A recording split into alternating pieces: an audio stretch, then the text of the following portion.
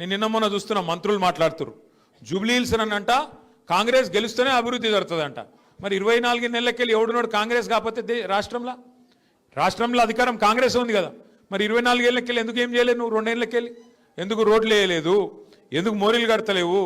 ఎందుకు ఏం డెవలప్మెంట్ చేయలేదు ఇలా కొత్తగా ఎలక్షన్ రాగానే డెవలప్మెంట్ అని మాట్లాడుతుండు ఆయన ఏం డెవలప్మెంట్ చేస్తుంది కాంగ్రెస్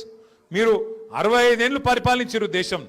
65 ఏళ్ళు కాంగ్రెస్ ప్రభుత్వమే ఉండే నువ్వు చేసేడుంటే మస్తుగా చేసేడుండే కేసీఆర్ కట్టినట్టు హైదరాబాద్లో 42 ఫ్లైఓవర్లు మీ షేక్పేట్ ఫ్లైఓవర్తో సహా కట్టింది ఎవరు కేసీఆరేనా కేసీఆర్ గారు ఉన్నప్పుడు 1 కాదు 2 కాదు